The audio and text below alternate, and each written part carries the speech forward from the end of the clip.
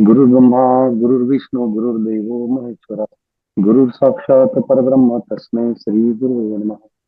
ब्रह्मानन्दं परमसुखदं केवलं ज्ञानमूर्तिं द्वन्द्वातीतं गगनसदृशं तत्त्वमस्यादिलक्ष्यम् एकं नित्यं विमलमचलं सर्वादिसाक्षिभूतं भावातीतं त्रिगुणरहितं सद्गुरुं तं नमामि। सद्गुरुं तं नमामि। सद्गुरुं तं नमामि। इस ब्रह्मांड के सभी महात्माओं को कोटि कोटि वंदन करते हुए आज हम हमारे ज्ञान सत्र का विषय जो है यह राधा कृष्ण है। राधा कृष्ण यह विषय इसलिए मैं प्रस्तुत कर रहा हूं क्योंकि हमें आध्यात्मिक जीवन में अगर विकास करना है, हमें आगे बढ़ना है, तो राधा कृष्ण की जीवनी समझनी होगी। राधा कृष्ण की जीवनी क्यों समझनी होगी? क्योंकि इनकी जीवन से ही हमें जो प्रेम भाव जो है वो हमारे जीवन में उजागर होता है। क्योंकि कृष्ण जो है यह पूरे ब्रह्मांड का विश्व नायक है और प्रथम जगत गुरु है। इसलिए कहते हैं वसुदेव सुतम देवम कंस चाणूर्यमर्दनम देवकी परमानंदनम कृष्णम वंदे जगत गुरु।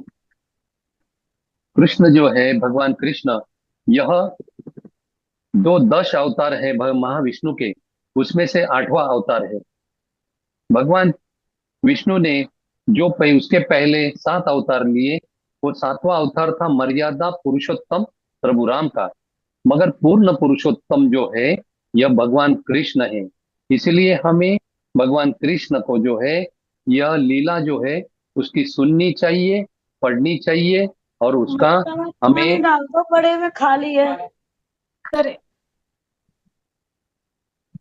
भगवान कृष्ण का चरित्र जो है हमें बार बार इसलिए सुनना चाहिए क्योंकि चरित्र जो है हमें बहुत कुछ सिखाता है। क्योंकि ये पूर्ण पुरुषोत्तम का चरित्र है।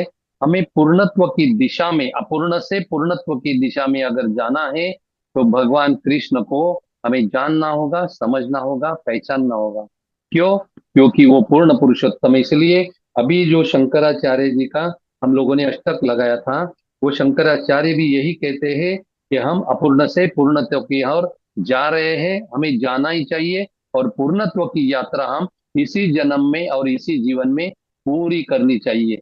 इसलिए शंकराचार्य जी कहते हैं ओम पूर्णमिदम पूर्णमदम पूर्णात पूर्णमुदच्यते पूर्णस्य पूर्णमादाय पूर्णमेवाय वशिष्यते। प्रभु भगवान कृष्ण भी यही कहते हैं कि पूरे उन्होंने अर्जुन को जो भगवत गीता जो कुरुक्षेत्र में बताई, वो 700 श्लोकों की भगवत गीता जो है उसमें 40 श्लोक जो है वो संजय के है, एक धृतराष्ट्र का है, 576 जो है वो भगवान कृष्ण के है और 83 के 86 जो श्लोक जो है वो अर्जुन के है। ये सब मिलाकर 700 श्लोक जो है हमें जीवन में उसका जो है मैनुअल करके हमें सामने रखना चाहिए। जैसे हम मोबाइल लेने के बाद में मोबाइल के साथ में मैनुअल आता है कि मैनुअल मोबाइल ये कैसे चलाया जाए, कि मोबाइल के फंक्शन क्या है, ये जैसे हम मैनुअल पढ़ के मोबाइल चलाते हैं वैसे हम जीवन में जो भी पाना चाहते हैं और जीवन की कठिनाई या संघर्ष में आगे बढ़ते हुए हमें जो यश को यश प्राप्ति करनी चाहिए हर एक क्षेत्र में, तो वो कैसी करनी है और बीच में आने वाले जो स्पीड ब्रेकर्स है वो स्पीड ब्रेकर्स को लांघते हुए हमें कैसे बढ़ना है, यह हमें भगवत गीता सिखाती है। इसलिए भगवत गीता जो भगवान योगेश्वर कृष्ण ने हमें बताई, तो हमारे घर में एक छोटा छोटा सो मंदिर रहता है, वो मंदिर में कभी भी योगेश्वर कृष्ण की पूजा नहीं होती। हमेशा छोटे बाल कृष्ण की पूजा होती है। ये बाल कृष्ण की क्यों पूजा होती है? क्यों हमें हमें शरीर से बाल नहीं बनना है, मगर हमें वृत्ति वृत्ति जो है ना, ध्यान करते करते करते करते अपने आप एक्चुअली बाल बन जाती है। हमें इसलिए बाल कृष्ण के जैसा हमारी वृत्ति बनाने के लिए यह हमें पुरखों ने हमारे घर के मंदिर में यह बाल कृष्ण की पूजा करने के लिए कहा है। तो आज का सब्जेक्ट जो है ना ये राधा कृष्ण है। ये राधा कृष्ण की पहली मुलाकात कहाँ हुई? ये राधा कृष्ण की पहली मुलाकात नंदग्राम और बरसाना के नजदीकी एक संकेत कर का करके एक नाम का गांव है। वहां पे पहली मुलाकात राधा और कृष्ण की हुई।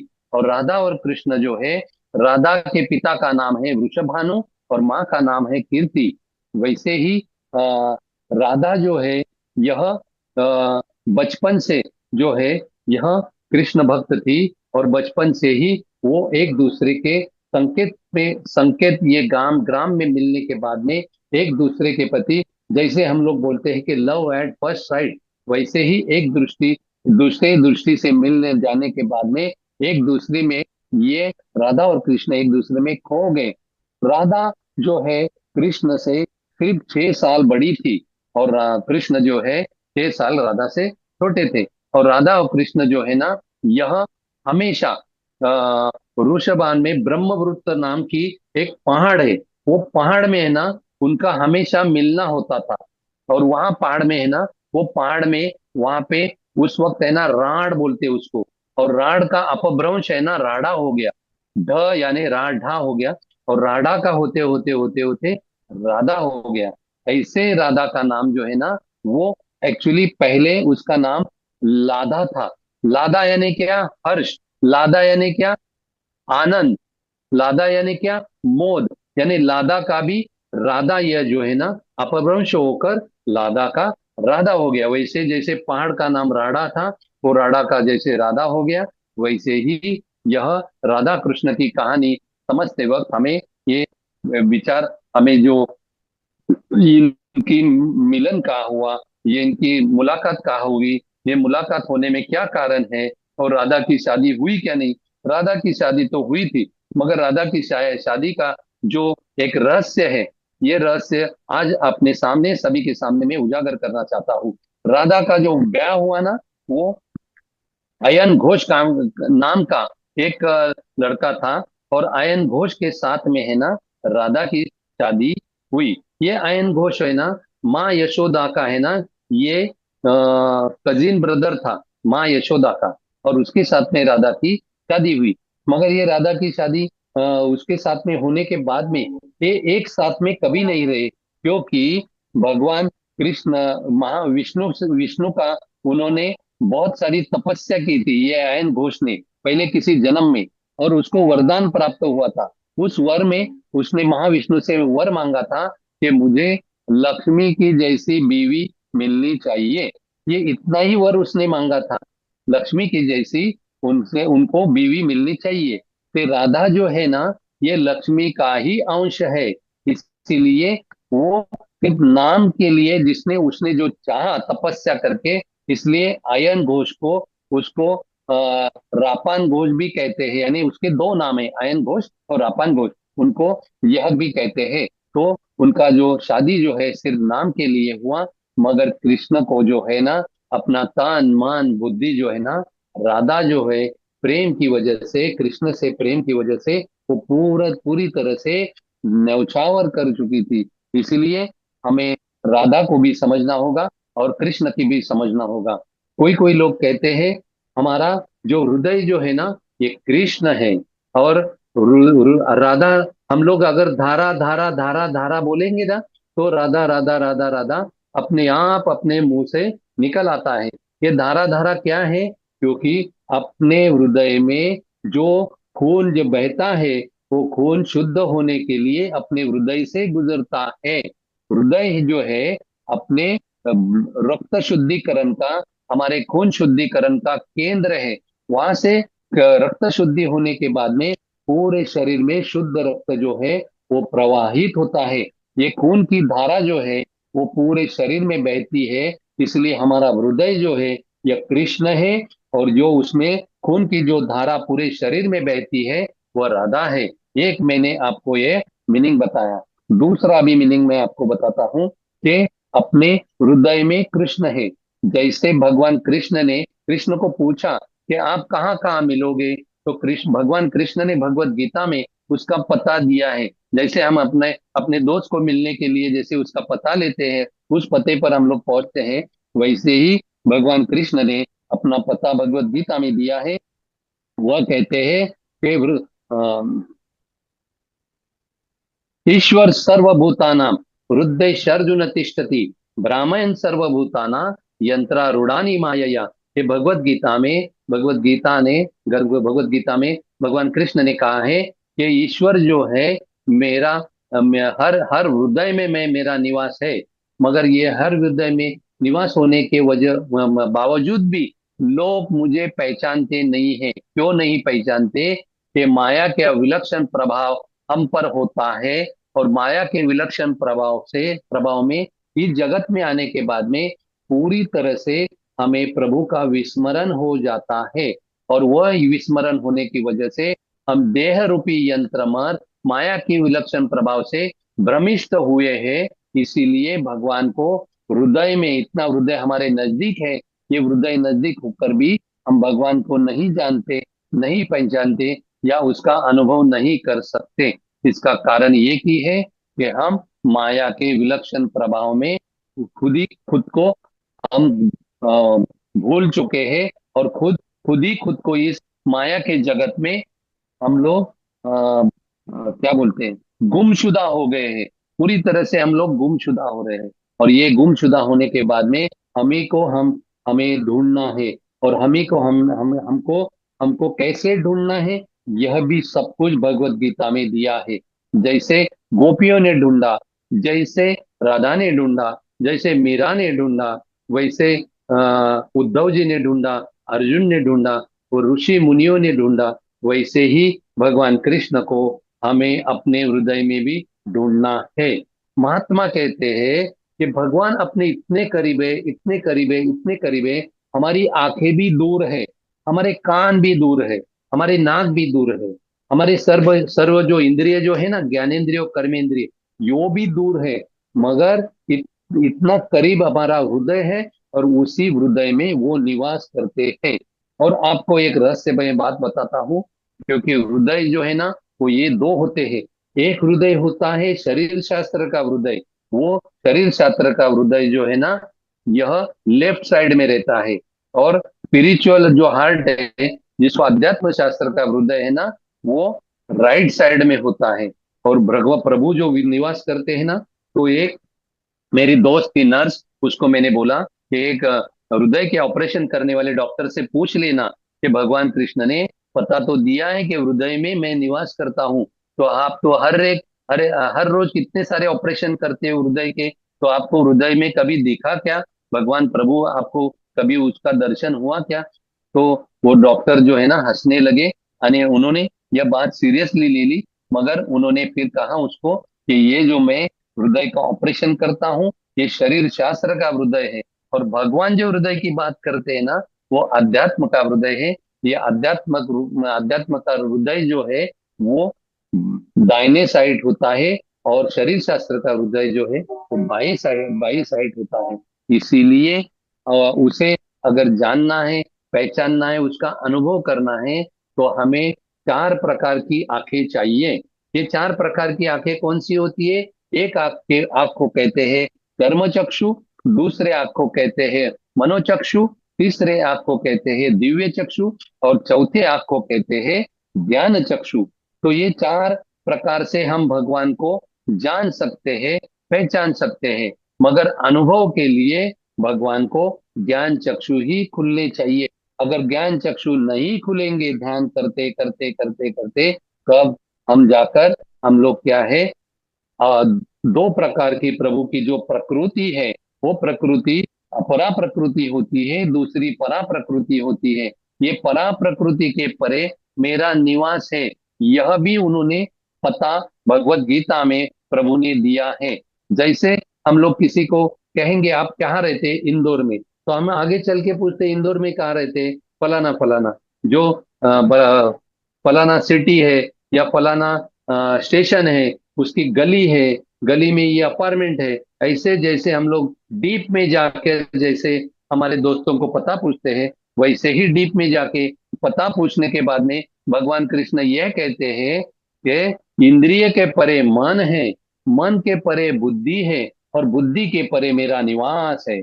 अभी हम लोगों ने जो शिवोम शिवोम करके शंकराचार्य जी का जो अष्टक ये किया ना, तो उसमें भी उन्होंने कहा है कि हम शरीर नहीं है, हम मन नहीं है, हम चित्त नहीं है, हम बुद्धि नहीं है, हम कुछ भी नहीं है। तो हम क्या है, यही हमें ढूंढना है। और यही ढूंढने के लिए आज का जो टॉपिक है, मैंने राधा कृष्ण इसलिए लिया है कि राधा कृष्ण के बगैर नहीं रह सकती, कृष्ण राधा के बगैर नहीं रह सकता। इसलिए पत्री सर भी कहते हैं कि ध्यान बिगर ज्ञान नहीं, और ज्ञान बिना मुक्ति नहीं, और मुक्ति तक पहुंचने के लिए हमें ज्ञान होना जरूरी है। और ये ध्यान जो है ना, वो ज्ञान के लिए करते हैं, ध्यान ज्ञान पाने के लिए करते हैं। मगर ये ज्ञान दो प्रकार का होता है। एक ज्ञान होता है, ध्यान के पहले जो ज्ञान होता है उसे इंफॉर्मेटिव ज्ञान बोलते हैं, उससे सिर्फ इंफॉर्मेशन मिलती है। मगर ध्यान के बाद में जो हमें ज्ञान मिलता है उससे एक्सपीरियंशियल, यानी उसे अनुभव का ज्ञान कहते हैं। तो हमें अनुभव का ज्ञान पाने के लिए प्रयास करना है। इसीलिए हमें ये साधना, उपासना और ध्यान करने के लिए कहा है। वो ध्यान किस लिए करना चाहिए? क्योंकि हम ध्यान किए बगैर हमारे चर्म चक्षु बंद करते हुए मन चक्षु तक नहीं पहुंच सकते। मन चक्षु जब बंद हो जाते हैं तो दिव्य चक्षु खुलते हैं। जब दिव्य चक्षु पूरी तरह से बंद होते हैं तब हम हमारे ज्ञान चक्षु खुलते हैं। ऐसे मतलब एक एक पड़ाव हमें आगे बढ़ना है। अब हम राधा और कृष्ण, ये राधा को और कृष्ण को और डीपली हम समझने की कोशिश करेंगे। जैसे आप, हमारे शरीर में 72,000 नाड़ियां है। ये 72,000 नाड़ियां जो है ना, 36,000 नाड़ियां जो है ना, ये दाएं बाजू है, और 36,000 जो है ना बाएं बाजू है। ये नाड़ियों में से है ना 108 नाड़ियां जो है, 72,000 में से 16,108 नाड़ियां जो है ना वी वीआईपी नाड़ियां है, वीआईपी नाड़ियां, वीआईपी नाड़ियां। मगर उसमें से वीवीआईपी जो है ना, वीवीआईपी नाड़ियां 108 है। इसलिए हम लोग वैष्णव जो है ना, गले में 108 मणियों की माला धारण करते हैं। तो 108 से भी महत्वपूर्ण नाड़ियां जो है ना, वो 10 है। और 10 से भी महत्वपूर्ण नाड़ियां जो 3 है, वो 3 नाड़ियां तो सभी को पता है। एक को कहते हैं ईड़ा नाड़ी, दूसरे को कहते हैं पिंगला नाड़ी, और तीसरे को कहते हैं सुषुम्ना नाड़ी। तो हमें ईड़ा और पिंगला का ही अनुभव है, मगर सुषुम्ना का अनुभव हमें आता है। मगर सुषुम्ना का जब अनुभव आता है तो 1 घंटे में हमें सुषुम्ना का अनुभव जो है ना सिर्फ 4 मिनट के लिए आता है। वो 4 मिनट में सिर्फ हमें ध्यान करना है, पूजा पाठ करना है, उपासना करना है, आंखें बंद करके शांत रहना। इस सुषुम्ना का बहुत सारा महत्व है। यह चंद्र नाड़ी और सूर्य नाड़ी भी उसे कहते हैं। चंद्र स्वर और सूर्य स्वर भी उसे कहते हैं। दाहिनी दाहिना स्वर और बायना स्वर ये भी कहते हैं। इसे दाहिने दाहिने स्वर को शिव बोलते हैं, बाएं स्वर को शक्ति बोलते हैं। जैसे दाहिने स्वर को कृष्ण बोलते हैं और बाएं स्वर को राधा बोलते हैं। ये राधा कृष्ण का जो है, ये संगम जो है, ये मिलाप जो है, उनका जो मिलन है हमारे शरीर में ही है। ऐसा आप कहते हैं ना, यथा पिंडे तथा ब्रह्मांड में। इस शरीर को पिंड बोलते हैं और इस सृष्टि को, पूरे सृष्टि को ब्रह्मांड बोलते हैं। और ये पिंड में राधा कृष्ण कहाँ है? राधा है अपना दाहिना अंग, और राधा होती है अपना बाया अंग। और राधा और ये जो राधा और कृष्ण एक दूसरे को मिलने के लिए हम ध्यान करते हैं। ध्यान किस लिए करते हैं? जैसे हम प्रयागराज बहुत सारे लोग जाके आए हैं, तो प्रयागराज में क्या होता है? 3 नदियों का संगम होता है। उसमें से गंगा और यमुना जो है, एक दूसरे का मिलन होता है। मगर सरस्वती जो है, वो सरस्वती गुप्त होती है। वैसे ही ये गंगा और यमुना हमारे दोनों चंद्रस्वर और सूर्यस्वर है। जैसे कि मैंने अभी कहा, यही राधा है और यही कृष्ण है। और यह राधा कृष्ण का मिलन होने के लिए हम ध्यान करते हैं। जब ये राधा और कृष्ण का जब मिलन होता है ना, तब जैसे गंगा और यमुना दृश्यमान है, और सरस्वती माँ जो है, सरस्वती नदी जो है, वो अदृश्य है और गुप्त है। और गंगा यमुना जब एक दूसरे से मिलती है तो तीसरी जो सरस्वती जो है, वो उसमें से प्रकट होती है। वैसे ही चंद्र स्वर और सूर्य स्वर, यानी शिव और शक्ति, दाई नासिका और बाई नासिका, राधा और कृष्ण एक दूसरे से जब ध्यान करते करते करते जब मिलते हैं, उनका जब मिलन हो जाता है, तो मिलन के समय क्या हो जाता है, दोनों नासिका से दोनों बहने लगते हैं। और दोनों नासिका से बहने लगते हैं, हमारी सांस बहने लगती है।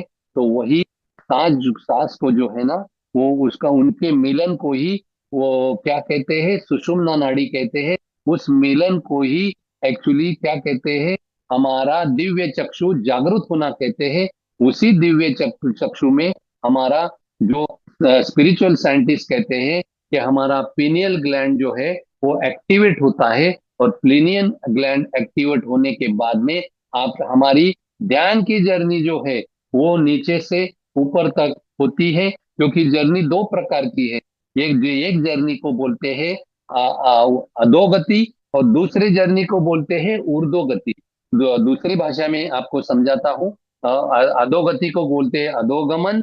वो अपना मणिपुर चक्र के नीचे जो भी लोग हैं वो अधोगति या अधोगमन करते हैं। और मणिपुर चक्र के ऊपर जो उठकर सहस्राधार तक जो पहुंचते, अज्ञात चक्र के माध्यम से सहस्राधार तक जो पहुंचते हैं, उसे उसे ही भगवत भगवत प्रभु का अनुभव आता है, आत्मानुभव आता है, सेल्फ रियलाइजेशन होता है। उसको ही सेल्फ एनलाइटमेंट भी कहते हैं। इसीलिए हमें एक एक पायदान आगे बढ़ते हुए राधा और कृष्ण को इस तरह से समझना चाहिए, और इस तरह से समझकर हमें आगे बढ़ना चाहिए। क्योंकि अभी आखिर में हमें हमारे पास समय है ना देवी, थोड़ा समय है ना अपने पास? हाँ जी सर, चलेगा। समय है यस ना? सर। हाँ। हाँ, क्योंकि मैं जब सेशन लेता हूँ तो एक एक घंटा मैं लेता हूँ। एक घंटा थ्योरी रहती है, एक घंटा मेरा प्रैक्टिकल रहता है। और प्रैक्टिकल भी बहुत डीप रहता है। ठीक है, एनीवे। तो हम राधा और कृष्ण को इस तरह से समझेंगे कि कभी ना कभी तो आपने एक बात सुनी होगी, क्यों? एक और एक को जब लड़ाया जाता है तो उसे कूटनीति कहते हैं। और एक एक साथ मिलते हैं, और एक साथ मिलकर जब 11 होते हैं तो उसे संगठन कहते हैं। एक और एक मिलके जब दो हो जाता है तो उसे गणित कहते हैं। और एक से एक को मिलाया नहीं जाता तो कूटनीति कहते हैं। और एक को दूसरे एक से जब लड़ाया जाता है उसे राजनीति कहते हैं। मगर एक एक और एक मिलने के बाद में जब एक ही रहता है, एक ही बचता है, तो उसे प्रेम कहते हैं। और एक से मिलन होने के बाद में शून्य बच जाता है तो उसे अध्यात्म कहते हैं। यही मैं राधा कृष्ण का जो आज सेशन लिया, वो उसका कारण ही यही था। क्योंकि राधा और कृष्ण जो है यह प्रेम की मूर्ति है।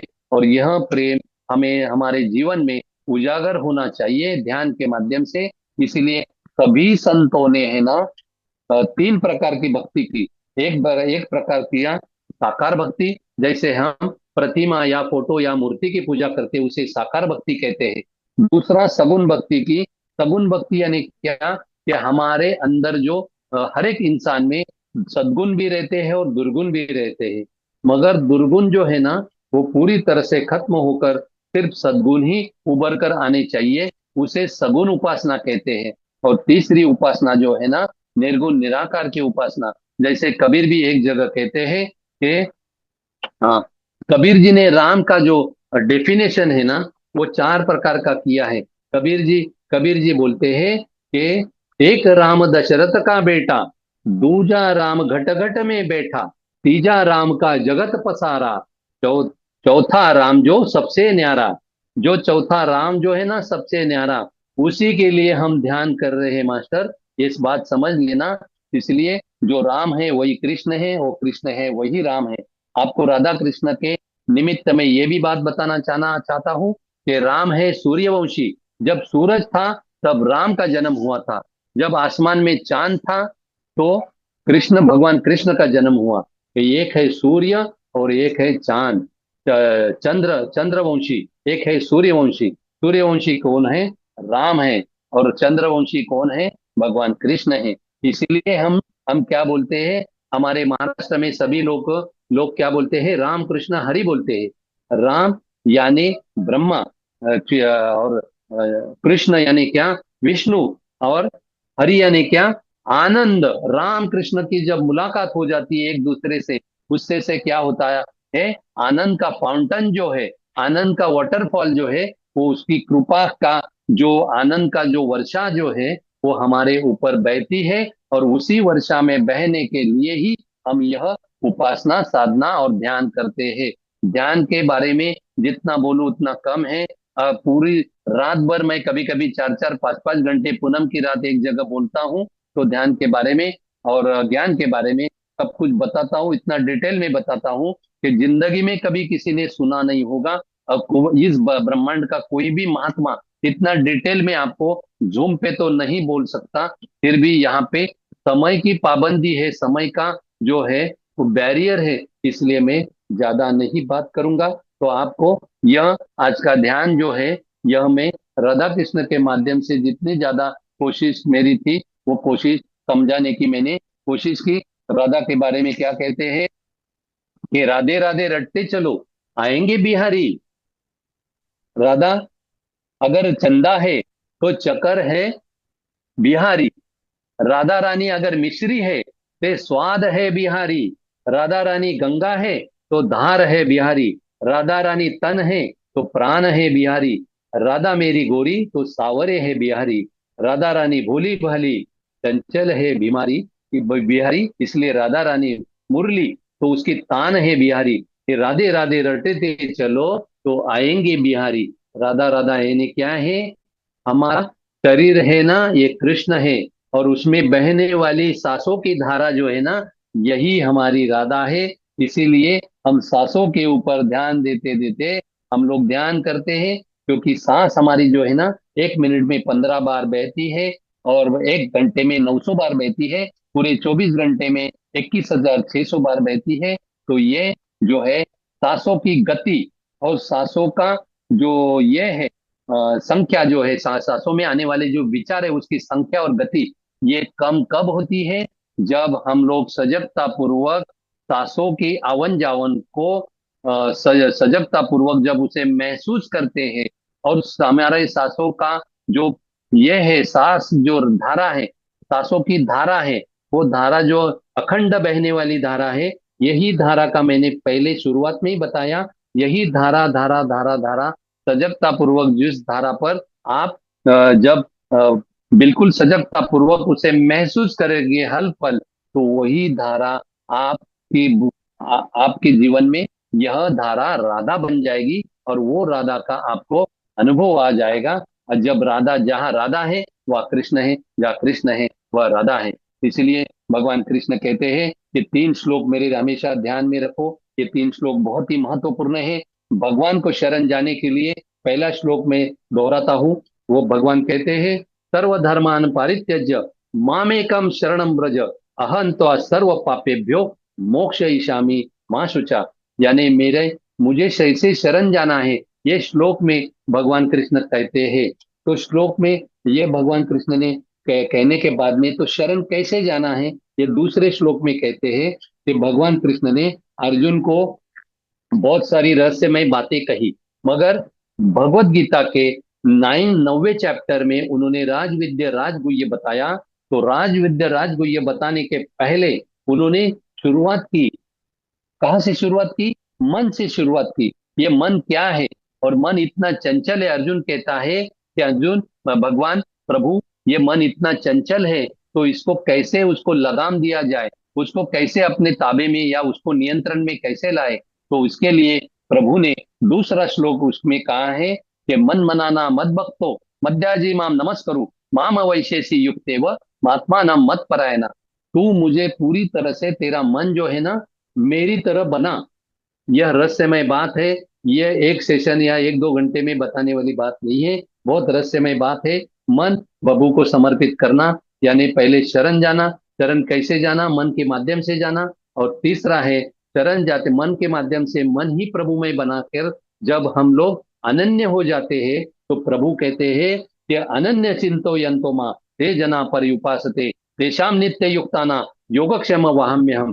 तू जब अनन्य हो जाएगा ना, तो तेरे पूरा, जैसे अर्जुन के रथ का लगाम मैंने जैसे मेरे हाथों में लिया था, वैसे ही तेरे पूरे जीवन का जो लगाम जो है ना, यानी रिमोट कंट्रोल, आज के भाषा में क्या बोलेंगे उसको, रिमोट, ये पूरे मेरे हाथ में आ जाएगा। और पूरा जो है ना तेरा योग शोम जो है ना मैं चलाऊंगा।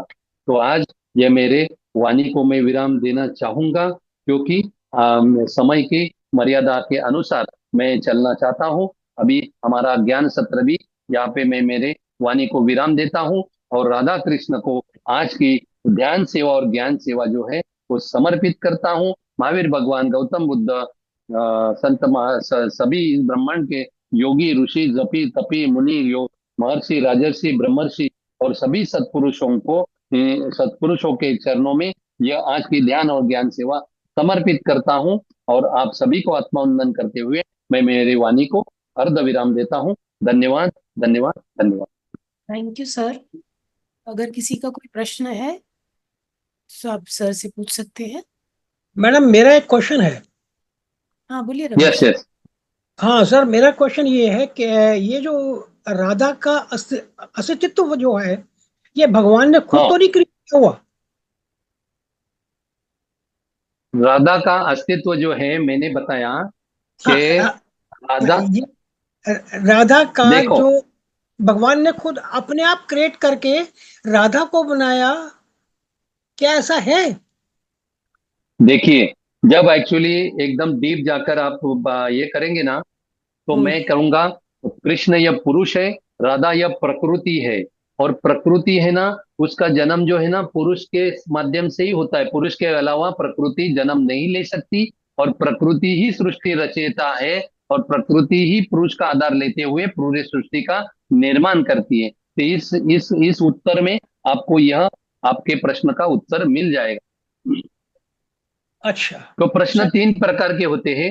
एक होता है स्थूल प्रश्न, दूसरा होता है सूक्ष्म प्रश्न, और तीसरा लेवल का प्रश्न होता है अति सूक्ष्म प्रश्न।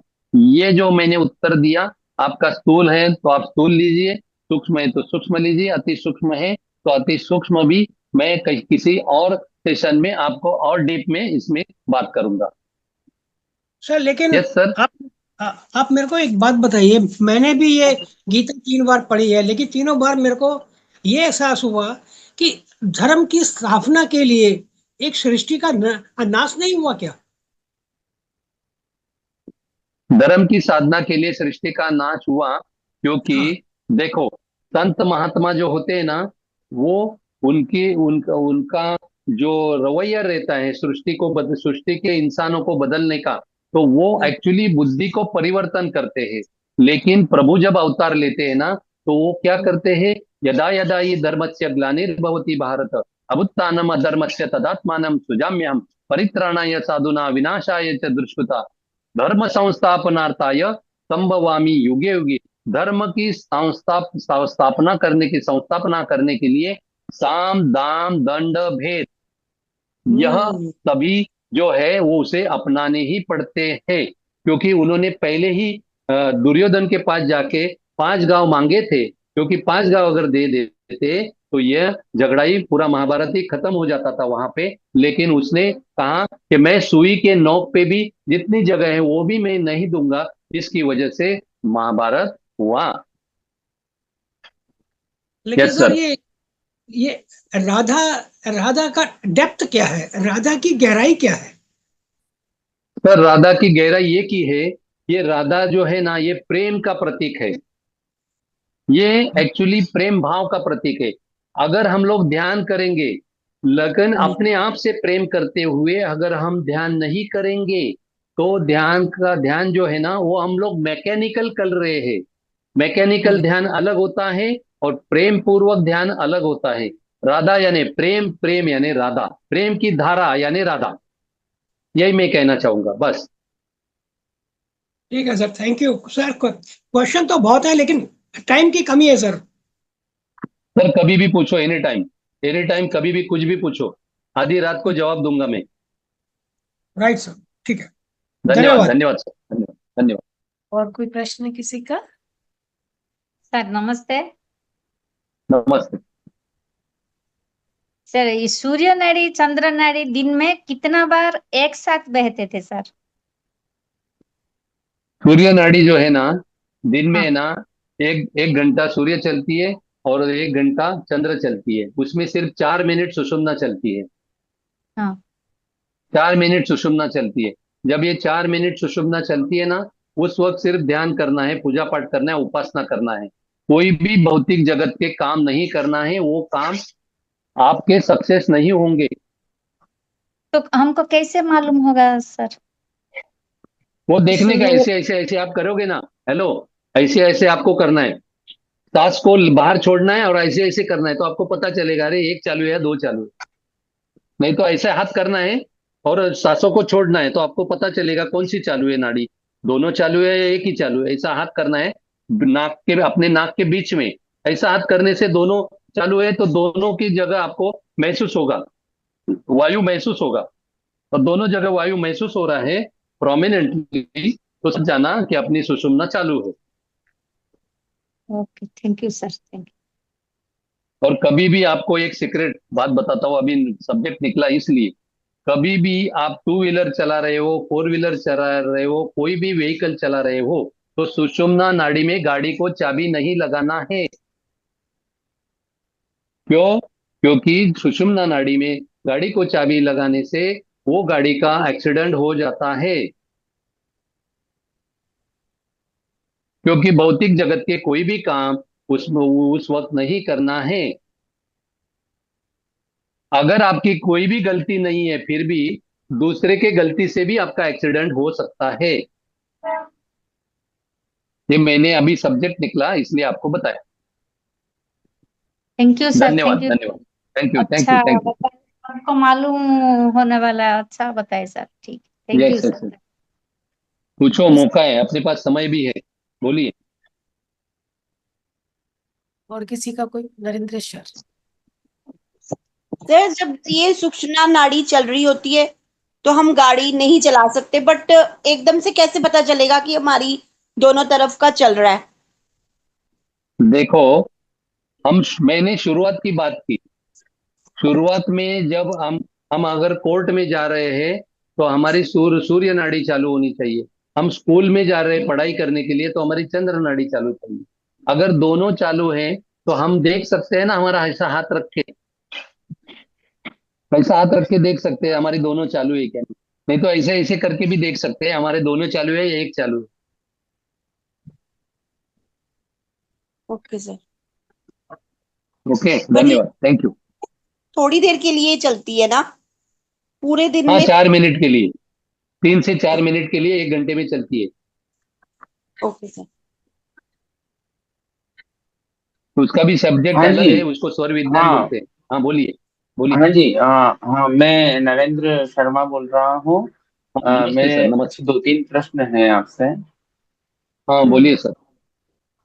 हाँ जी। पहला प्रश्न तो ये है कि जैसे हम शिवलिंग जो रहता है, जैसे आप अगर नाड़ियों के बारे में सारी चीजें बता रहे हैं, इड़ा पिंगला सुषुम्ना सारा आपने बताया, तो जो हम्म, शिवलिंग का रहता है, तो शिवलिंग के लिए हम्म, यह माना जाता है कि हमारा जो ये सिर का जो हिस्सा है, तो यही हमारा एक हाँ, तरीके से शिवलिंग है ना।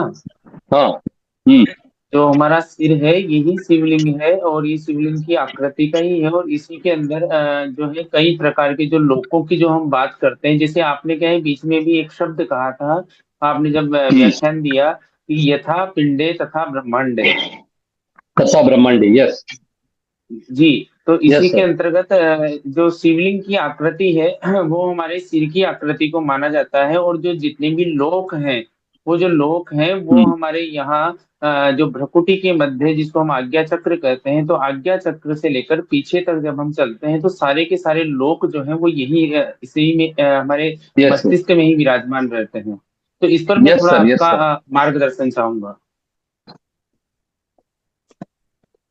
सर, हमारे मस्तिष्क तक है ना, चक्र तो बहुत सारे हैं, मगर हम लोग है ना 7 चक्र का ही हम लोग उच्चाटन करते हैं, उसका ही अध्ययन अध्यापन करते हैं। ये 7 चक्र तो सभी को पता है, मगर जो सातवां है ना, उसे क्राउन चक्र बोलते हैं। मगर वो तो एक्चुअली यह जो 1000 पेटल का जो ये है, कमल जो है, वो वहां पे खिलता है। और जब वो खिलता है, तब हम लोग क्या है, हमें एक्चुअली सेल्फ रियलाइजेशन का अनुभव आता है। तो ये सेल्फ रियलाइजेशन का अनुभव वहां हमें आने के बाद में, उसे क्या होते हैं, सेल्फ एनलाइटमेंट भी कहते हैं, आत्मानुभव भी कहते हैं, और शाश्वत सत्य तक हम लोग पहुंच जाते हैं। इस शाश्वत सत्य को जो है ना, ये दो बार हम लोग जान सकते हैं।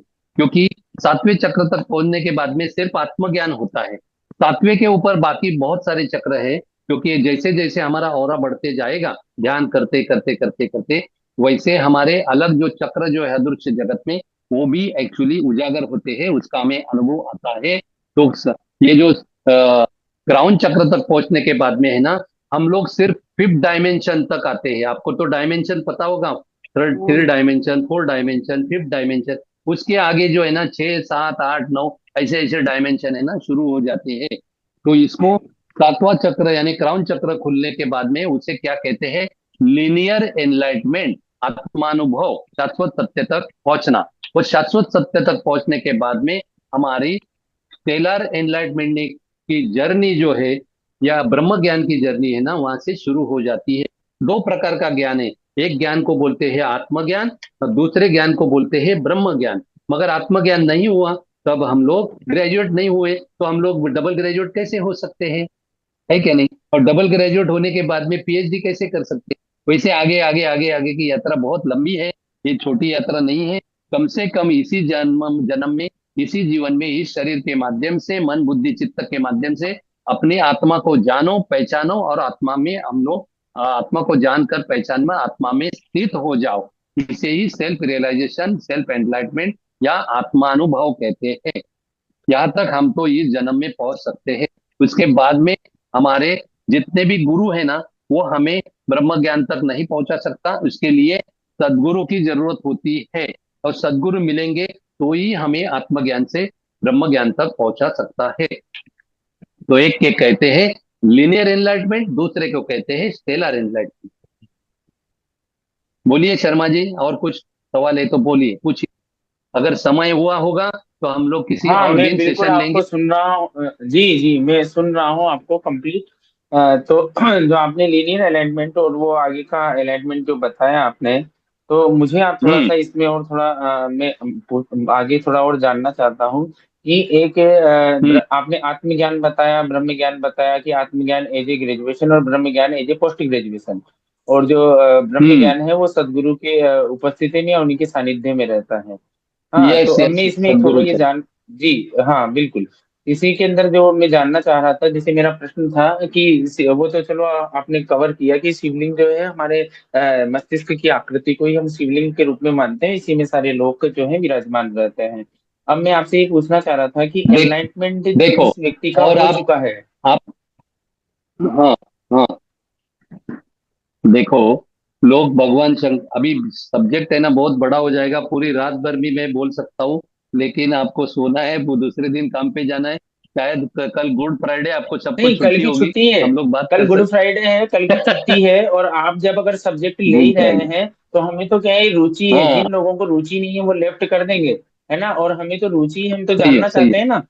सही है हाँ, सही और है कल गुड सही है फ्राइडे सही है है तो कल की सही है छुट्टी है, तो हम तो जानना चाहते हैं। क्योंकि अगर मान लीजिए जो मीटिंग सही में है। आपके माध्यम से हम कुछ सीख रहे हैं महाअवतार के प्लेटफॉर्म पे, तो हमको तो अच्छा लगेगा कि हमारे हाँ, ज्ञान में वृद्धि हो रही है और हम आगे सही है कुछ सही कर है पाएंगे, या सही कुछ अगर है। नहीं भी कर पाएंगे तो कम से कम ज्ञान तो मिल रहा है। Yes sir, yes sir, yes sir, yes sir. जी। तो क्योंकि आप गुड आज हम फ्राइडे लोगों है तो ने आज आप गुड थर्सडे बना दें आज का हमारा।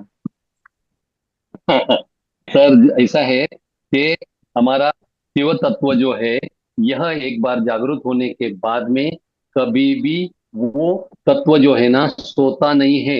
वो 24 आवर जो है ना, वो जागते रहता है।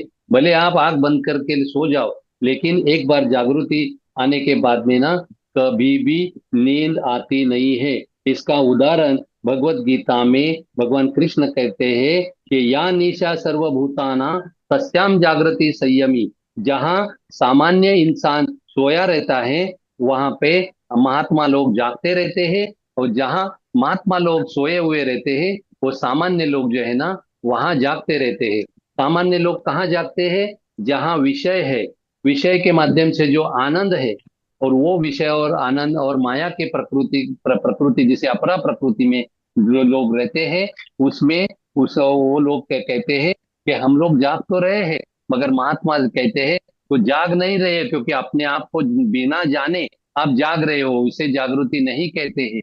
इसलिए संत महात्मा कहते हैं जहाँ महात्मा जागते हैं वह सामान्य इंसान सोता है। सामान्य इंसान जहाँ जागते रहता है, वहां संत महात्मा बिल्कुल सोए हुए रहते हैं। विषयों के माध्यम से वो कभी भी आनंद का आनंद नहीं लेते, क्योंकि जो आनंद जो है वो अपना स्वभाव है। वो आनंद अपने स्वभाव तक महात्मा हमें पहुंचाते हैं, और निरंतर एक पल भी बिगर आनंद का हमारा नहीं जाता, जब हम अपने आप को जब जानते हैं तो। और मेरा एक एक जगह पे सेशन हुआ है सर।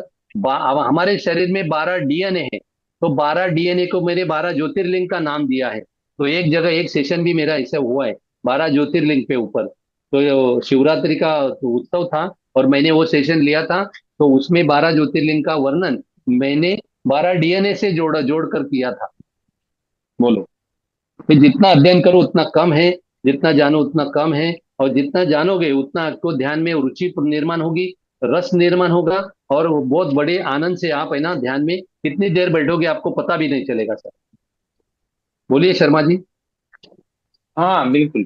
तो मैं ये कहना पूछना चाह रहा था आपसे कि वो जो आप बता रहे हैं आत्म जागृत एनलाइटमेंट जो होता है, तो कंप्लीट अलाइनमेंट किसी व्यक्ति का हो जाता है, तो उस व्यक्ति का व्यवहार में और एक सामान्य व्यक्ति के व्यवहार में क्या फर्क होता है? और एक अलाइनमेंट की तरफ जो बढ़ रहा होता है, तो उस व्यक्ति के व्यवहार में इन तीनों में क्या फर्क होता है? कुछ आप बता सकते हैं?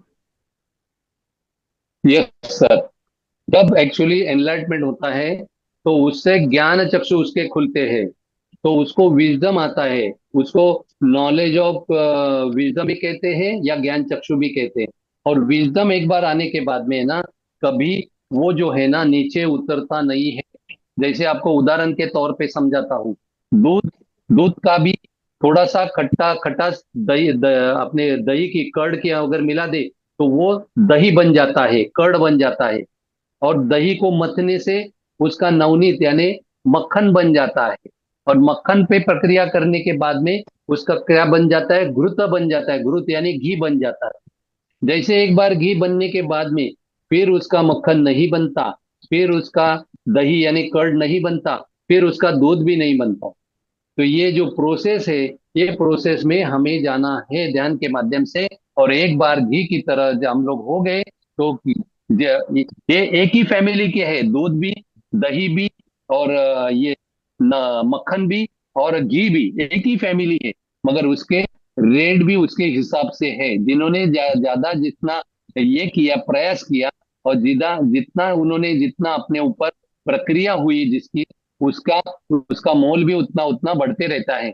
दूध से ज्यादा दही का, जो घी का ये ज्यादा होता है, कर्ड का, दही का ज्यादा होता है भाव। दही से ज्यादा मक्खन का भाव ज्यादा होता है, और मक्खन से कई गुना भाव जो है ना घी का भाव होता है। और एक बार घी हाँ होने के बाद में नहीं कभी घी का दूध हाँ जी, होता। एक मिनट में थोड़ा बीच में आपको रोकना चाहूंगा। मेरा जो प्रश्न था उसका थोड़ा सा एक इसी के अंदर जो था वो अलग प्रकार से ये था कि एक आप जो आत्म जागृत व्यक्ति बता रहे हैं, यानी फुल एनलाइटमेंट जिनके ज्ञान चक्षु खुल गए हैं, तो उसके बाद ऐसी स्थिति आती है क्या कि जो है उन्हें वहां पहले जैसे आप बता रहे थे कि उसे ब्रह्म ज्ञान यानी कि आत्मज्ञान से ब्रह्म ज्ञान के लिए हमें सदगुरु की आवश्यकता होती है। और जब हम्म। एक मिनट, थोड़ा आप बीच में, बहुत इंपॉर्टेंट प्रश्न है, बीच में कोई अपने आप को अनम्यूट ना करें, है ना? तो हाँ बोलिए हाँ सर, जी हाँ भाई बोलिए। साहब, मेरा कहने का ये है कि आत्मज्ञान से जब आप ब्रह्म ज्ञान की बात कर रहे हैं जहां पर कंप्लीट अलाइनमेंट हो जाता है, तो उस समय हम्म। सदगुरु की आवश्यकता होती है ब्रह्म ज्ञान के लिए। लेकिन आप हम्म। एनलाइटमेंट जब कंप्लीट हो चुका है, तो वो जो एक हम्म। निर्वाण वाला जो वो चलता है मंत्र, तो उसके बाद किसी गुरु की आवश्यकता नहीं होती है क्या उस व्यक्ति को? देखो अगर कंप्लीट यहाँ पे क्या जी। है। हाँ सर, देखो, आत्मज्ञान होता है सदगुरु के ही माध्यम से। मगर आत्मज्ञान हम्म। तक पहुंचने के लिए हमें जो प्रयास करना है, वो प्रयास करते करते करते जब हम स्वयं के स्वयं गुरु हो जाते हैं, तभी हमें सदगुरु मिलते हैं। हमें स्पिरिचुअल साइंस ऐसा कहता है, जब disable is ready, master appears. उस वक्त जो मास्टर अपीयर होकर हमारा जो आगे का जो काम जो है, हमारा आगे की जर्नी, हमारी यात्रा जो है वो पूरी कर देता है। यस सर, इसमें कोई सवाल? नहीं, ये बात तो आपकी सही है, मैं समझ गया ये वाली बात तो कि आगे की यात्रा पूरी कर देता है। लेकिन मेरा इसमें सवाल दूसरा था। मेरा यह है कि कंप्लीट जब ब्रह्म ज्ञान हो गया, आत्म जागृत हो गया, जिसका एनलाइटमेंट हो चुका, अब उसके बाद जो निर्वाण षटकम में आता है कि मेरा कोई गुरु नहीं है, मैं किसी का शिष्य नहीं हूँ, मेरा कोई शिष्य नहीं है, तो वो वाली बात जब वो जन्म लेता है वापस अवतार पुरुष के रूप में इस धरती पर, तो उसके बाद उसको किसी गुरु की आवश्यकता नहीं है क्या? वो कोई गुरु की इनके उसमें नहीं होता है क्या? ये पूछना चाह रहा हूँ।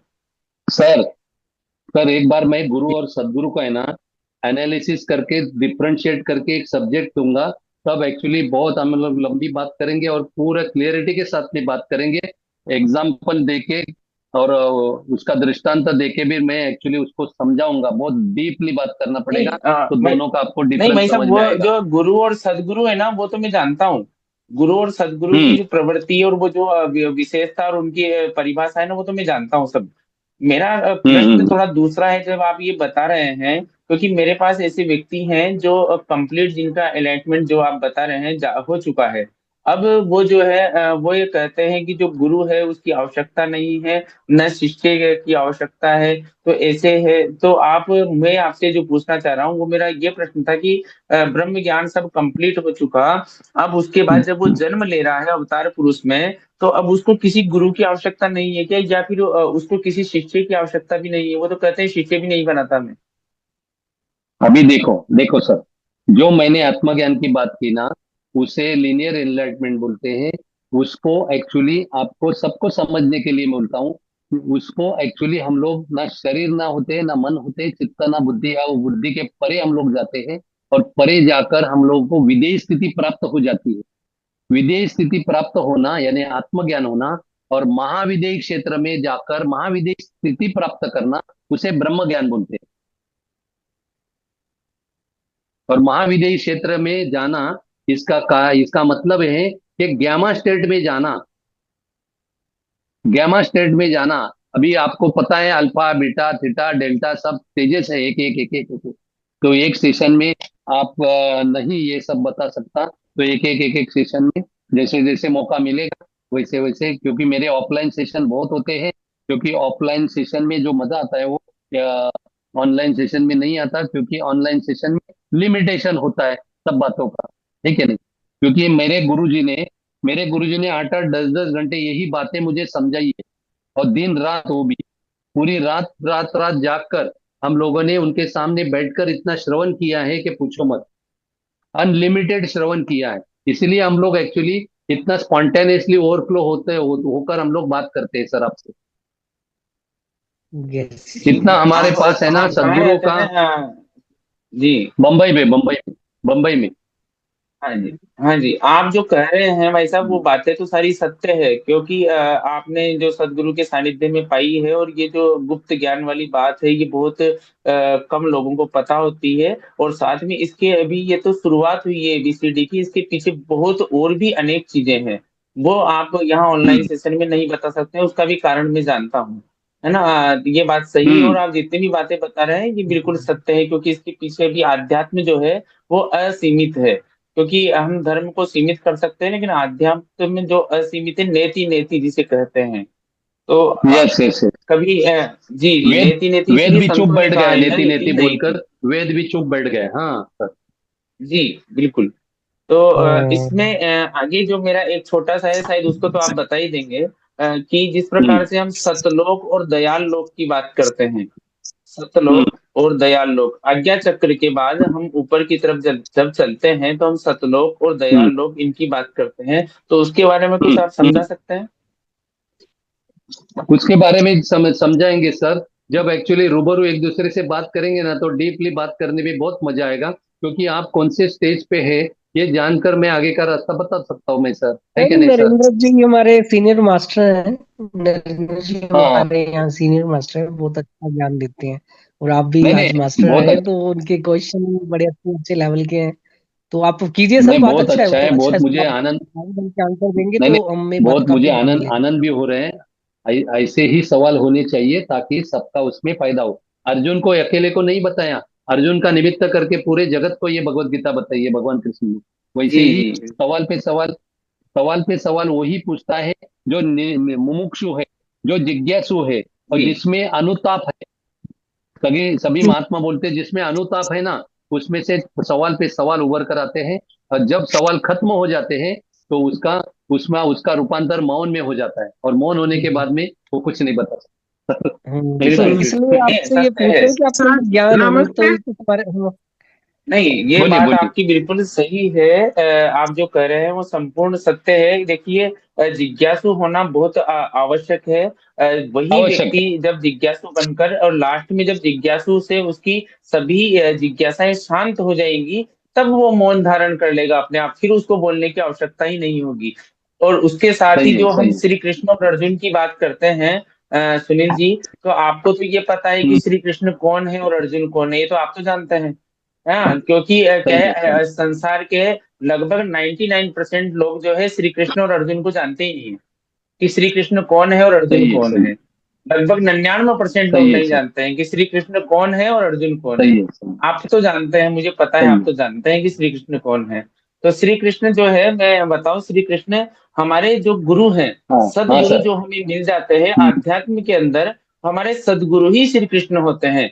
गीता के अंदर जो वो श्री सही कृष्ण है। की बात कर रहे हैं ना, वो एक गुरु अपने शिष्य से बात कर रहा है, न कि कोई श्री कृष्ण अर्जुन से बात कर रहा है। एक गुरु अपने शिष्य से बात कर रहा है, और गुरु की जो उपाधि है वो श्री कृष्ण के बराबर है, और शिष्य जो है वो अर्जुन के बराबर है। वहां श्री कृष्ण और अर्जुन का जो संबंध है वो सदगुरु और शिष्य का संबंध है, कि वो इस प्रकार से पूरी की पूरी व्याख्या करते हैं आध्यात्म की। वो श्री कृष्ण अर्जुन है। जबकि बाह्य 99% जो लोग हैं वो श्री कृष्ण और अर्जुन को एक व्यक्ति विशेष मानकर रह गए हैं, कि श्री कृष्ण एक व्यक्ति था, अर्जुन भी एक व्यक्ति था, और उनके बीच का ये वार्तालाप है। अब उनको यही पता नहीं है कि गुरुकुलों में जो सदगुरु है, जिसको तत्वदर्शी सदगुरु कहा जाता है, वो श्री कृष्ण है। और जो शिष्य है, पहले शिष्य बनने की काबिलियत व्यक्ति में होनी चाहिए। यानी कि अर्जुन मतलब अर्जन करने वाला, और अर्जन करने वाला जब कोई व्यक्ति बनता है तो वो शिष्य है। तब जाके क्या है कि वो जो कृष्ण रूपी सदगुरु है, वो उसे ज्ञान ग्रहण करवाते हैं। और उसकी पहली शर्त होती है सेवा। जब तक आप सेवा नहीं करेंगे, तब तक वहां से उपदेश शुरू नहीं होगा। और उपदेश जब सही शुरू है। होगा तो ज्ञान को ग्रहण करवाने के भी 4 तरीके होते हैं। अलग अलग तरीकों से ग्रहण करवाते हैं। आपको आंखों से भी ज्ञान ग्रहण करवाएंगे, आपको स्पर्श से ज्ञान ग्रहण करवाएंगे, आपको श्रवण से ज्ञान ग्रहण करवाएंगे। हाँ, 4 तरीकों से आपको ज्ञान का ग्रहण मिलेगा। तब जाकर क्या है कि आपकी अंदर की जो, जिनको आप बोलते हैं आप्त काम पुरुष, या जिसको कहते हैं इंद्रियां, हाँ, तब जाके वो चित्त यस यस। वृत्तियां शांत होगी, और तब आप आगे बढ़ पाएंगे। ये जो है एग्जैक्टली। सारी चीजें आप जब सदगुरु के सानिध्य में पहुंचेंगे और सेवा करेंगे, कौन कौन सी विधि से? मन वचन कर्म, कायिक वाचिक मानसिक, और तन मन धन। जब इन तीनों 9 चीजों से आप सेवा करेंगे, तब जाकर कुछ मिलेगा। नहीं तो जब तक ये जितनी भी बातें इन्होंने, सुनील जी ने बताई या मैंने बताई, ये सब क्या होगी, इधर से घुसेगी और इधर से निकल जाएगी, सब बाईपास होके निकलेगी, क्योंकि अभी तक अनुभव ही नहीं हुआ। अनुभव जब होगा, जब मैंने ये जो 9 चीजें बताई, इनसे सेवा होगी, तब जाके वो चीजें अनुभव में आएगी हमारे शरीर पे और आत्मा पे। तब जाके हम कुछ आगे बढ़ पाएंगे। और सुनील जी जो है यहाँ पर विराजमान भी हैं, तो मैंने जितनी भी बातें कही, तो लगभग भाई साहब आप सहमत भी होंगे इन सब चीजों से। एकदम सही है सर, क्योंकि क्या है मालूम है, भगवान कृष्ण कहते हैं कि अर्जुन, तुझे मैं ये जो बातें मैं कह रहा हूं ना, ये मैंने मेरे माता माता देवकी यशोदा को भी नहीं कही, बंधु मेरा बड़ा भाई बलराम उसको भी नहीं कही। ये तुझे रहस्यमय बातें मैं तुझे बता रहा हूँ, क्योंकि कहीं कहीं युगान युगे पहले मैंने ये सूरज भगवान को बताई, ये उसके बाद में ईश्वाकु को बताया, फिर मैंने मनु को बताया, फिर बीच में बहुत सा जो है गैप रह गया, उसके बाद में तू मिला। इसलिए 5 पांडव थे, लेकिन 5 पांडव में से अर्जुन को ही क्यों कही? क्योंकि अर्जुन जो है दिन रात उसका स्मरण करता था, भगवान कृष्ण का, इसीलिए अर्जुन को बताई। क्योंकि अर्जुन ने, जब वो बुआ का लड़का समझ के उसको देख रहा था, तब तक वो श्री कृष्ण भगवान को नहीं जानता था। जब कृष्ण भगवान मौन में चले गए और उसके बाद में उसे पता चला कि अभी शरण जाओ, और शिष्य शादी मौन तोम प्रपन्नम, ऐसी जब बात निकली उनके मुंह से अर्जुन के, तभी कृष्ण भगवान ने उनका ये जो है आगे की बातें कहने के लिए शुरू की। Am I right, Sharma ji? हाँ हाँ, बिल्कुल। अब हम मैं ऐसे लास्ट देखो फिनिशिंग बताऊंगा, थोड़ा सा बस केवल 2 मिनट लूंगा, 2 मिनट से ज्यादा नहीं लूंगा। सुनील जी ने जो यस। अभी बात बताई ना, देखिए इसके अंदर भी लगभग 99.99% लोग फेल हैं लगभग, क्योंकि मैंने देख चुका हूँ। जैसे गीता में क्या करते हैं, लोग पढ़ते हैं कि सब जो श्री कृष्ण थे उन्होंने क्या है कि ये जो बात अर्जुन को बताई, उससे पहले सूर्य को बताई, सूर्य से इक्ष्वाकु को पता चला, मनु को पता चला। जबकि इसको लोग क्या करते मानते हैं कि सूर्य, मनु, इक्ष्वाकु ये सब एक व्यक्ति विशेष पर्सनैलिटी है, जबकि ये व्यक्ति विशेष की नहीं। पर्सनैलिटी है ही नहीं है। सूर्य सूर्य नहीं था, हम्म। वो मनु मनु नहीं था, वो इक्ष्वाकु इक्ष्वाकु था ही नहीं, वो था ही नहीं। अभी जो ये टॉपिक चल रहा था ना सुनील जी का, जिन्होंने ईडा, पिंगला और सुषुम्ना के बारे में बताया, वो सूर्य था। सूर्य का मतलब स्वर, स्वर को बताया। सर। सबसे पहले गीता का जो ज्ञान है एक सदगुरु ने जो प्राप्त किया और जो बताया, वो किसको बताया? स्वर को। और स्वर को यहाँ पर सूर्य कहा गया है। जिस प्रकार से इन्होंने बताया कि सूर्य नाड़ी और चंद्र नाड़ी, तो वो सूर्य की बात कर रहे हैं, स्वर की, न कि वो जो आपके सामने वर्ल्ड के अंदर जो सामने सूर्य उग रहा है, सुबह उगता है और शाम को ढल जाता है, उस सूर्य की बात ही नहीं हो रही है यहाँ पर। कोई सूर्य की बात नहीं हो रही है। इसलिए ये जो ज्ञान है ना, ये बहुत गुप्त ज्ञान है, बहुत गुह्य ज्ञान है। दूसरी बात, इक्ष्वाकु क्या है, मनु क्या है, ये सब क्या है कि एक तरीके से बहुत गुप्त चीजें हैं। इनको लोग एक पर्सनैलिटी विशेष समझते हैं। मनु क्या है? मनु का मतलब है मन, मन को, मन को बताया। कोई मनु नाम का आदमी था ही नहीं। हाँ, मन। फिर उसके बाद इक्ष्वाकु क्या है? इक्ष्वाकु मतलब है हमारी इच्छा, इच्छा।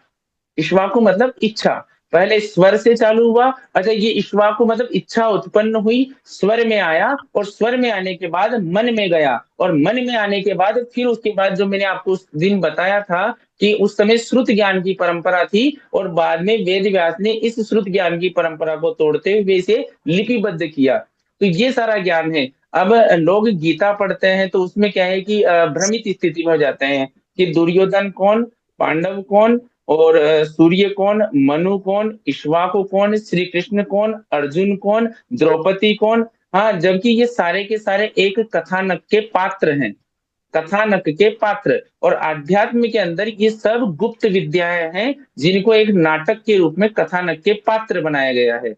और उसके बाद जब इनके पीछे आप इंटीरियर में जाएंगे, तब जाकर पता लगता है कि सूर्य का मतलब स्वर, मनु का मतलब मन, इक्ष्वाकु का मतलब इच्छा, श्री कृष्ण का मतलब गुरु, और अर्जुन का मतलब शिष्य। ये जो है सुनील जी भाई साहब इन सब बातों से सहमत है, क्योंकि ये इनके सारा इन्होंने वो पूरा अंतर ज्ञान है जो इन्होंने प्राप्त किया हुआ है। तो ये है। तो अभी मैं तो क्या है नौसेखिया हूँ, अभी सीख रहा हूँ। मुझे बहुत अच्छा लगा आज का सुनील जी का जो व्याख्यान था, बहुत अच्छा लगा। मुझे भी बहुत सीखने को मिला आपसे, क्योंकि मेरे ज्ञान में वृद्धि हुई। और साथ में मैं भविष्य में भी चाहूंगा कि सुनील जी जो है वो कक्षाएं लें और हमारे ज्ञान में वृद्धि करें। क्योंकि सुषुम्ना जो स्वर की बात ये बता रहे थे ना, वो क्या होता है कि संतों विशेष के अंदर 24 घंटे चलता है, 24 आवर्स। हम हमारे भीतर तो 4 मिनट चलता है, 4 मिनट, ओनली 4 मिनट, है ना। उसके बाद वो हर समय बदलता रहता है। मैंने बताया भी था उस दिन ईश्वर विज्ञान की क्लास में। लेकिन जो संत होते हैं, जो सदगुरु होते हैं, जिनको सदगुरु का दर्जा दिया जाता है, सदगुरु ये ऐसे वैसे सदगुरु नहीं होते। सदगुरु को जैसे मैं बताऊं, मैंने देखा है जीवंत सदगुरु आज भी जीवित हैं। मैंने देखा है। हर कोई सदगुरु नहीं होता। हम गुरु गुरु के चक्कर में पड़ते हैं लोग, लेकिन लोग अभी ये जानते नहीं कि गुरु बनाए किसको। क्योंकि जिस व्यक्ति ने, मैंने उस दिन भी बताया था कि तत्वदर्शी महापुरुष, जिस व्यक्ति ने मेरे घर से लेकर मुंबई बंबई तक का रास्ता देखा ही नहीं, तो मुझे क्या दिखाएगा? जिस व्यक्ति ने यहां से लेकर वहां तक का रास्ता देखा है, तो वही दिखा सकता है। उसको कहते हैं तत्वदर्शी महापुरुष। मैंने देखे हैं, मैंने जीवित देखे हैं और आज भी जीवित है। गुरु बहुत मुश्किल से मिलता है। और जिस व्यक्ति को हम आसपास जिनको गुरु गुरु समझ रहे हैं ना, ये गुरु होते ही नहीं है। ये गुरु घंटाल है असलियत में। मैं सही बता रहा हूँ आपको। बहुत कम लोग होते हैं जो क्या है कि इस स्थिति को जान पाते हैं। जैसे हमारे ब्रह्म ऋषि पत्री जी हैं, बिल्कुल डेफिनेटली हैं, वो इस रास्ते पर, इस मार्ग पर गए हैं। हाँ, इसके अलावा और भी जैसे वो योगानंद जी हैं, महाअवतार बाबा हैं। हाँ, तो ये डेफिनेटली गए हैं इस रास्ते पर। लेकिन हम जब आसपास ही छोटे मोटे गुरु देखते हैं ना, कि भाई आज ये बागेश्वर धाम वाले फेमस हो गए, आज ये कौन से दूसरे वाले फेमस हो गए, रामभद्राचार्य जी, आज ये अविमुक्तानंद जी फेमस हो गए, तो ये कोई सदगुरु नहीं है। मैं आपको साफ बता देता हूँ, इन्होंने अभी कोई तत्वदर्शी स्थिति इन्होंने प्राप्त की नहीं है, तो जब इन्होंने प्राप्त नहीं की, दूसरों को करवा भी नहीं सकते हैं। तो इस स्थिति तक पहुंचने के लिए थोड़ा बहुत समय चाहिए, और ये चीजें सेवाओं से आती हैं। तो बढ़िया है, सुनील जी का बहुत अच्छा रहा। और भी अन्य अनेक चीजें हैं। अभी तो ये जो ज्ञान है, इसकी केवल मात्र आपको एबीसीडी पता चली है। अभी एबीसीडी पे चल रहे हैं हम। अगर हम सोचें कि आध्यात्मिक विद्या का सुनील जी के माध्यम से हमें बहुत कुछ पता चल गया, और अब क्या है कि बहुत कुछ हो गया। तो मैंने उस दिन भी बताया था 16 डायमेंशन होते हैं। अब हम चौथे 5 डायमेंशन पे अटके हुए हैं। 16 डायमेंशन होते हैं यहाँ अंतरिक्ष में। जो श्री कृष्ण जिसकी यहाँ हम बात कर रहे हैं, वो 16वें डायमेंशन की आत्मा है। और मेरा अभी तो क्वेश्चन था भी, बहुत मैंने ये बहुत पूछने है नरेंद्र जी। अभी मुझे ये क्वेश्चन पूछना था, मेरा ही क्वेश्चन मुझे था। भी पूछना था। अभी याद अब मतलब आप भी बता सकते हैं, सर भी बता सकते हैं कि मुझे 13वें डिमेंशन से 17वें डिमेंशन तक मेरा क्वेश्चन है कि आप उनके बारे में विस्तार से बताइए 5 मिनट लेके। हाँ बिल्कुल बताइए। देखो 2D 3D 4D 5D 6D ऐसे ये चलते हैं। डी का मतलब आप जानते हैं, 2D मतलब द्विविमी है, 3D मतलब त्रिविमी है। ऐसे करते करते क्या है, ये डायमेंशन चेंज होते जाते हैं। तो हम जितने संसार के लोग हैं, हम आप जानते हैं कि 3D या 4D या 5D तक हम काम कर रहे हैं बस। इसके अलावा जो अगर हम मन की बात करें, हमारे मन के अंदर जो हमारी जिनको हम कहें कि श्वास श्वास जब ये सभी चीजें प्राप्त की, लेकिन उसके बाद जिस डायमेंशन तक हम पहुंचना चाहते हैं या पहुंच पा रहे हैं, तो वो बहुत मुश्किल है। सदगुरु जो होता है, सदगुरु जिसको तत्वदर्शी महापुरुष कहा जाता है, वो 16वें डायमेंशन की आत्मा है। यानी कि जब परमात्मा जो है ना, मैंने उस दिन कहा था, परमात्मा अकर्ता अभोक्ता है, निराकार है और अमूर्त है। लेकिन परमात्मा जो है वो यहाँ पर आता है यहाँ पर, और उसका अवतरण होता है। अवतरण, जन्म नहीं होता है, अवतरण। और अवतरण जो होता है वो किस रूप में होता है परमात्मा का?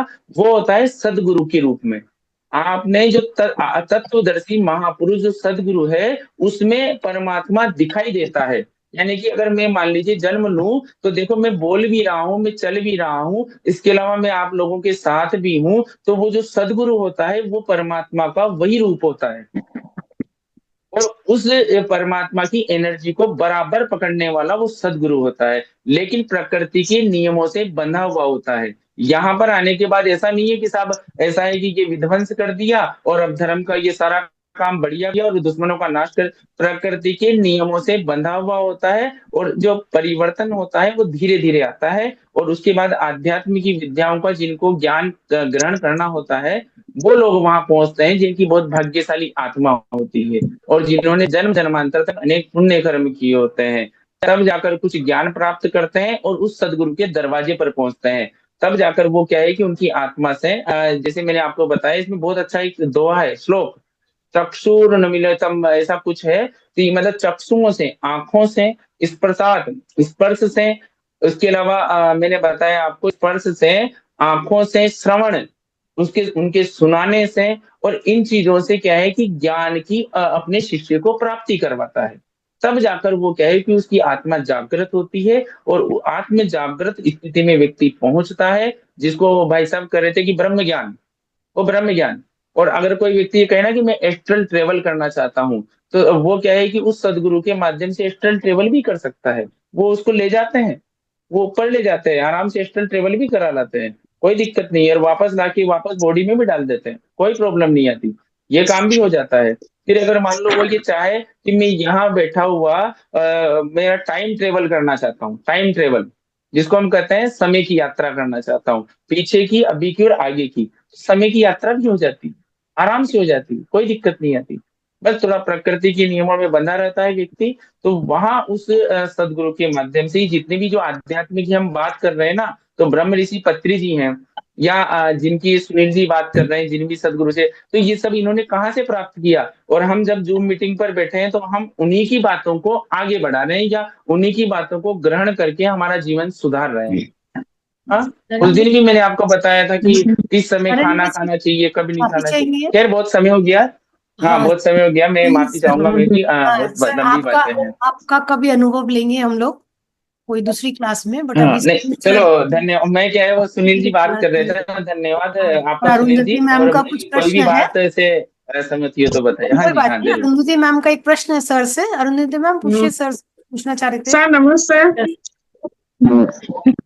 हाँ, बहुत अच्छा लगा। फिर मैं आपका बात लिख रहा था, वो एक एक का बारे में बोला था जो आप एक एक मिलने से जो झगड़ा लगता तो राजनीति, और एक एक हाँ मिलने से गणित गणित है, और एक एक मिलाने हाँ से 11 होता है वो संगठन। और क्या बोला था मैं लिख नहीं पाया। एक और एक मिलने से जब एक ही रहता है तो उसे प्रेम कहते हैं। हाँ, और एक और एक मिलने से और जब शून्य, बाकी शून्य मिल होता है तब उसे अध्यात्म कहते हैं। अध्यात्म यानी शून्य होना, बिल्कुल। नमस्ते।